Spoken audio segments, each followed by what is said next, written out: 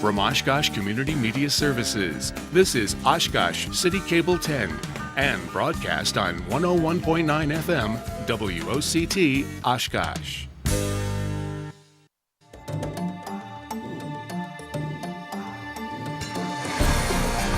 Welcome to Beyond the Badge.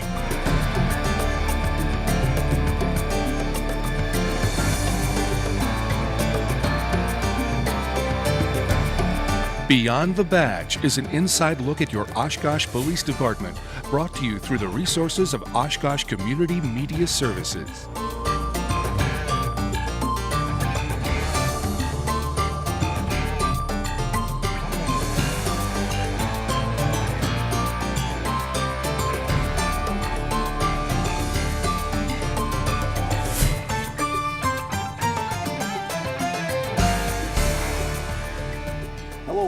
This edition of Beyond the Badge. I'm Joe Nichols. On today's show, we'll be talking with Officer Mike Kirby about bicycle safety for adults and children. Later in the show, we'll be talking with Lisa Nething from Oshkosh Community YMCA about this year's Safety City program. We welcome all of you watching us on City Cable 10 and those of you listening to us on 101.9 WOCT. Officer Kirby, welcome back to Beyond the Badge, and thank you for coming on today's show. Thanks for having me. I appreciate it. Absolutely. Could you please tell us a little bit about yourself? I've been a police officer here in Oshkosh for 32 years. Been on the bike patrol for about 20 years. A few other different duties. I'm a DARE officer working at Oaklawn School. We got a brand new school this year.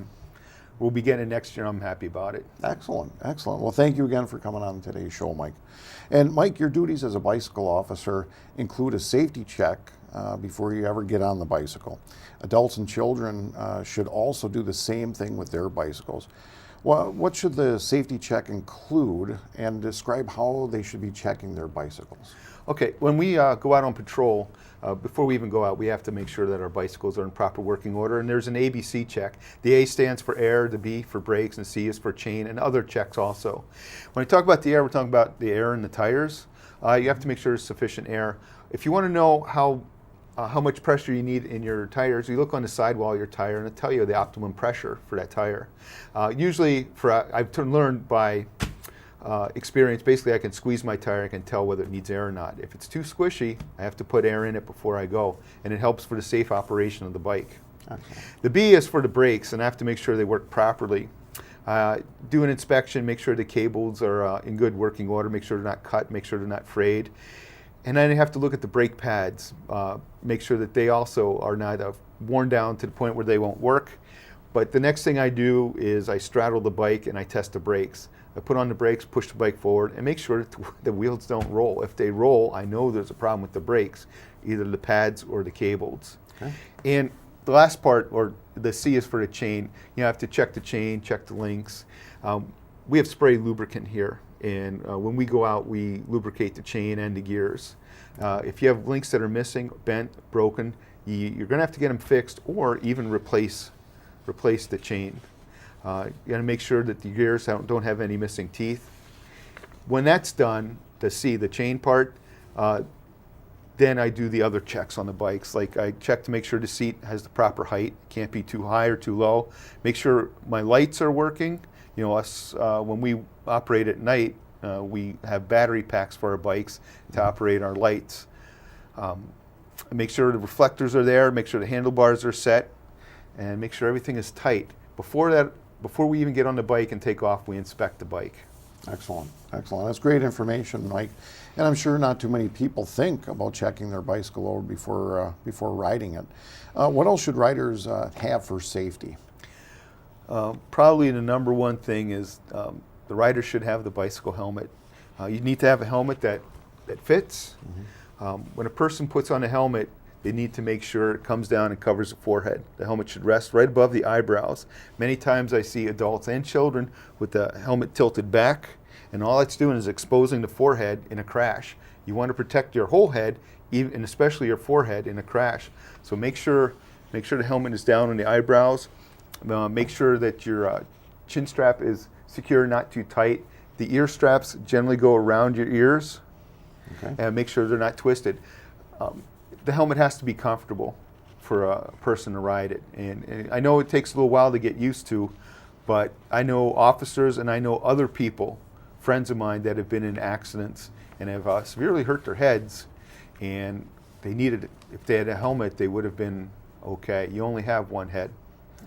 Absolutely, and it's important also, we hear this all the time, is it important if I'm just riding around the house, around the yard or the driveway to wear my helmet?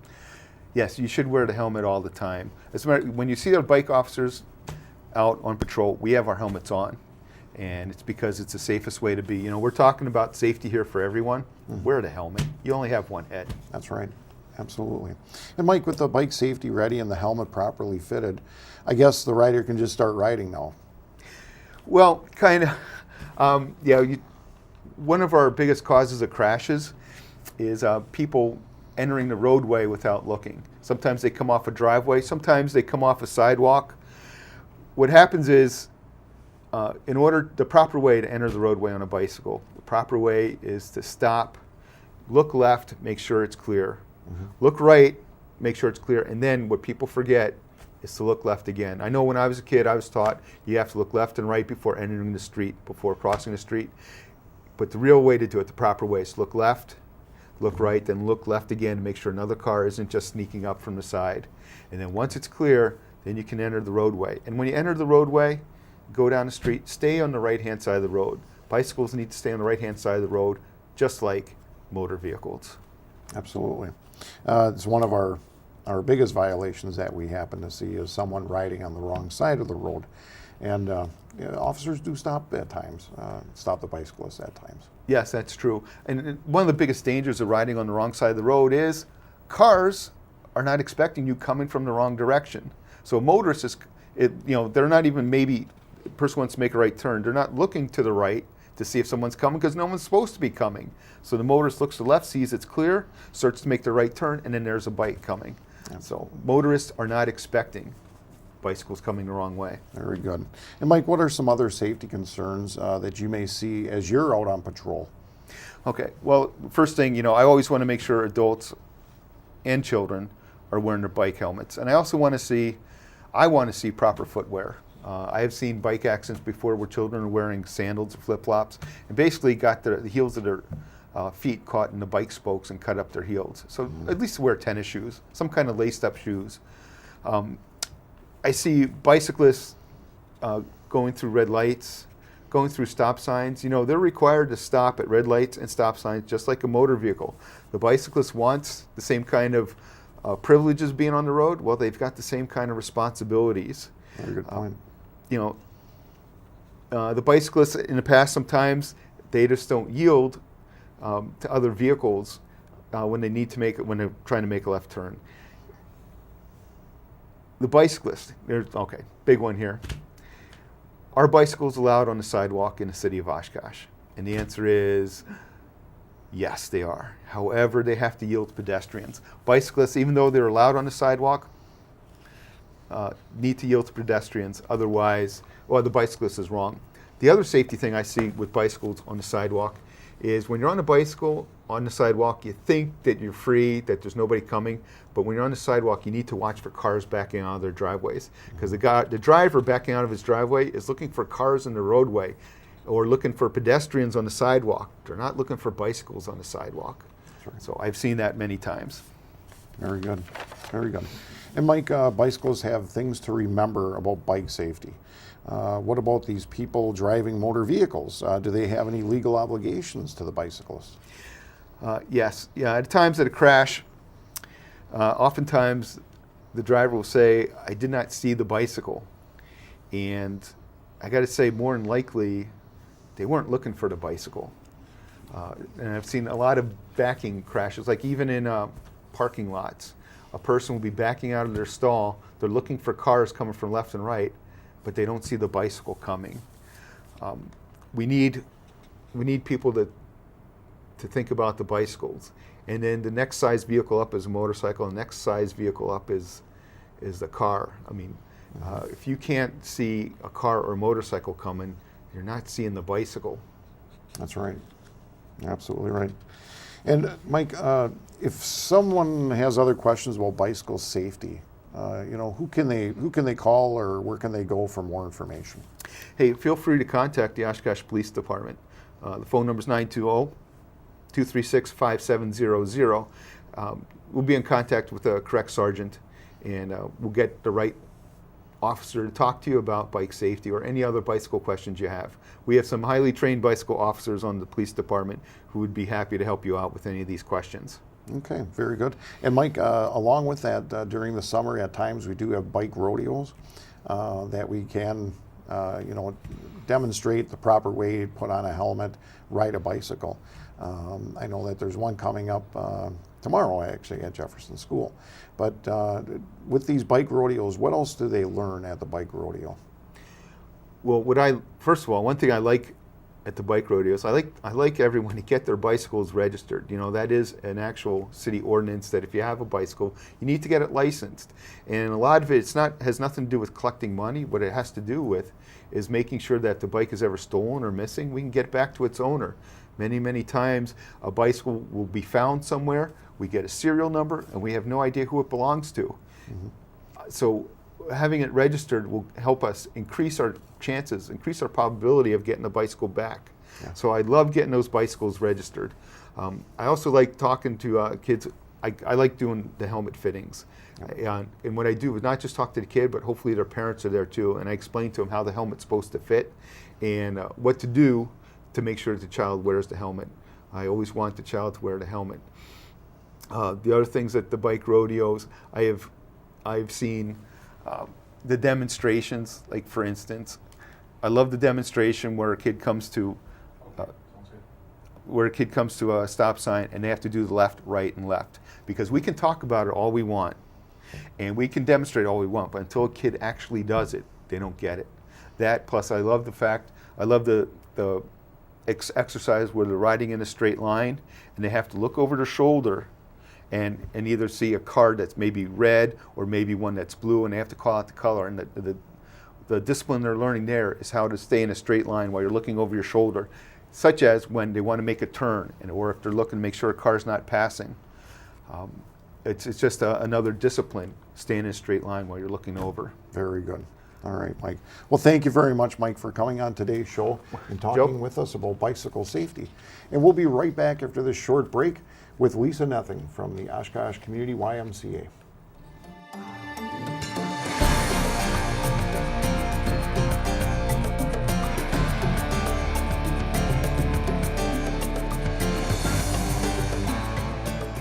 Hello, I'm City Manager Mark Roloff. Roundabouts are new to many of us in Oshkosh, so we have to take extra precaution when using them. Remember, safety is the key. Slow down. The speed limit in the roundabout is only 15 miles an hour. Avoid distractions. Focus all your attention on navigating the roundabout. Find the proper lane. Check out the signage leading up to the roundabout. Choose your lane assignment early and stay in your lane. Evaluate the situation. Take notice of what kind of vehicles are in front of you. Sometimes larger trucks need to take up both lanes of a roundabout. Think to look for pedestrians and allow them to cross when entering and exiting a roundabout. Yield to traffic on your left. You must yield to all traffic in the roundabout, and that traffic will be coming from your left. Again, safety is the key. Remember that word and what those letters represent, and your roundabout driving experience will be a smooth one. Thanks for your support.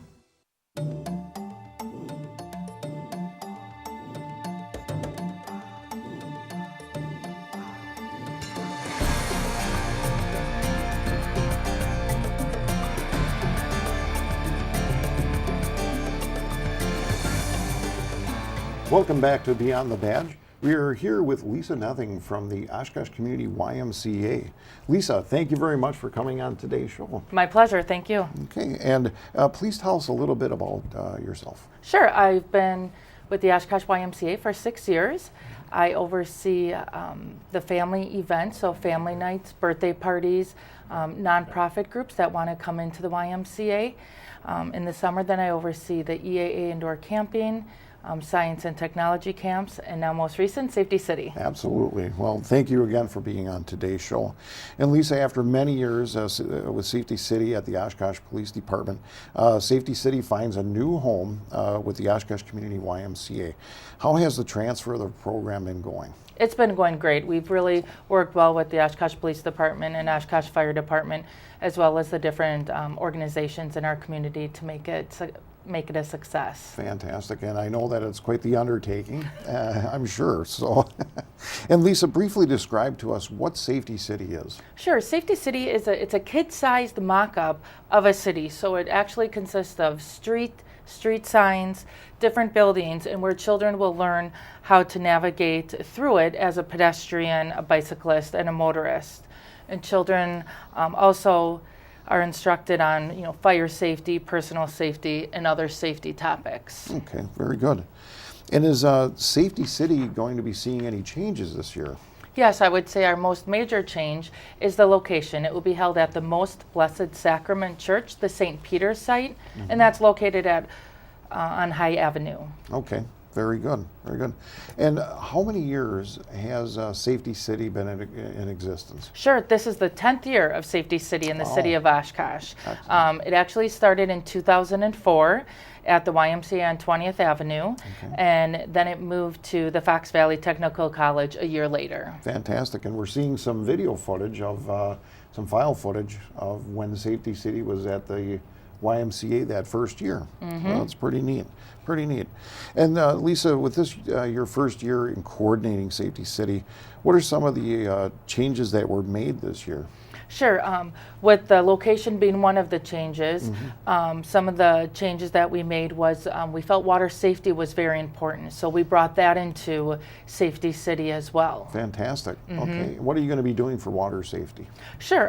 Some YMCA staff will be coming in and talking about the safety of different areas of water that we're surrounded by. So not only backyard pools, but when they go swimming possibly at a public site, and just even talking about the unknown depths of water. So when you're camping or at a cottage, just to talk about the water depths and safety around it. Absolutely, and that's great information for the children to have. Yes. Absolutely.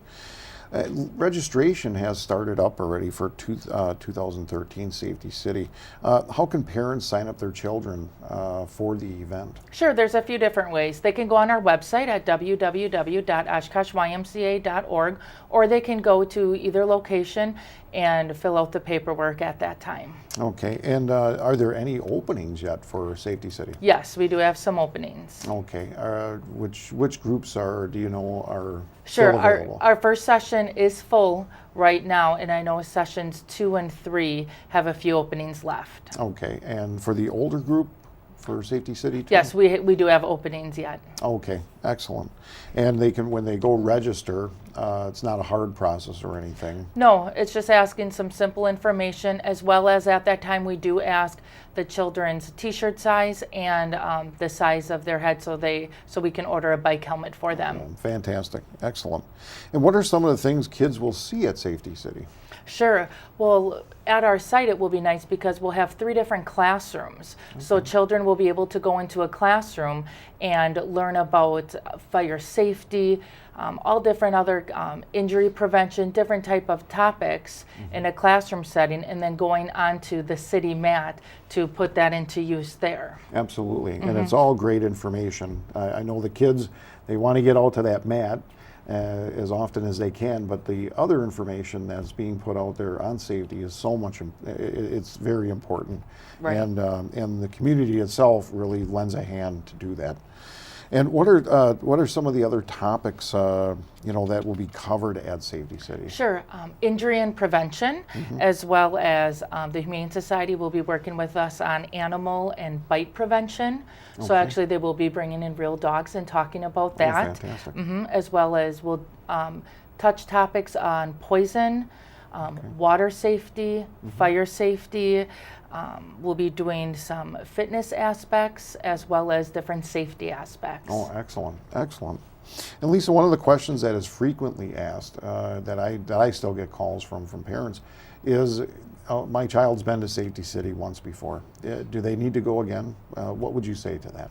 Absolutely. I think everyone wants the best for their child or children, and safety is very important. Now with the YMCA, when we took it on, we do focus on, youth development, healthy living, and social responsibility. So with the YMCA focusing on these characteristics, having that aspect where kids will come in and through learning water safety, fire safety, and rules of the bike and everything, that will educate them. Fantastic. And repetition is good. Yes. Believe me.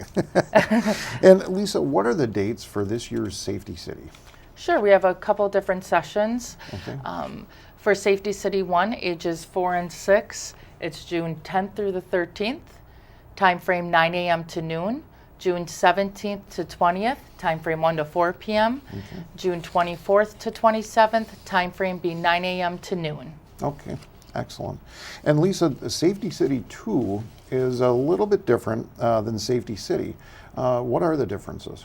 Sure, with Safety City 2, with the older kids, they focus more on actually doing a bike rodeo and then going out onto our streets and doing a bike ride. Okay. All And right. then with the Safety City 2, we will be talking more about bullying Okay, as an excellent. aspect of that, as well as bringing in water safety with them. Fantastic. That's great information for the older kids. Absolutely. And Lisa, is there a fee for attending Safety City? There is. YMCA members are $35 per child. Non-members are $45 per child. With that registration fee, each child will receive a t-shirt, a bike helmet, as well as a daily snack. Oh, fantastic. That's great.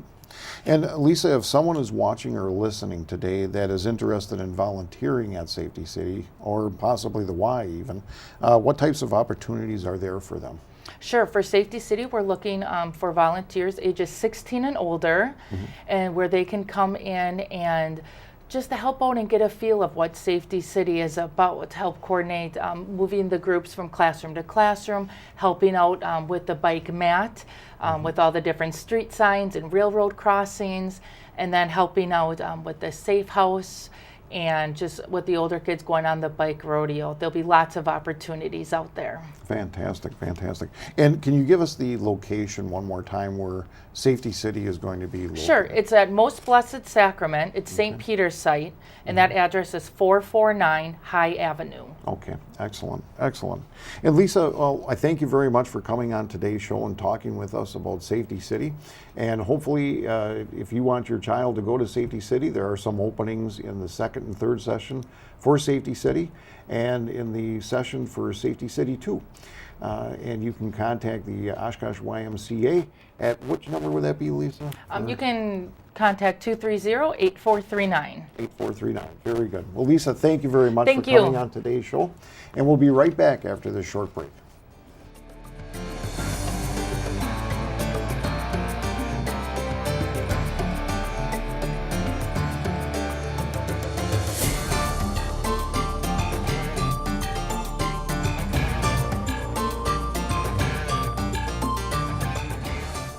In Wisconsin, the laws are the same for bicyclists and motorists. So if you bike, ride with the traffic and obey stop signs and lights. Whether you ride a bike or drive a car, you must yield the right-of-way to pedestrians at marked and unmarked crosswalks. At intersections, always look for pedestrians before making a turn, and slow down in school zones and neighborhoods to keep our kids safe. Share and be aware. We're all responsible.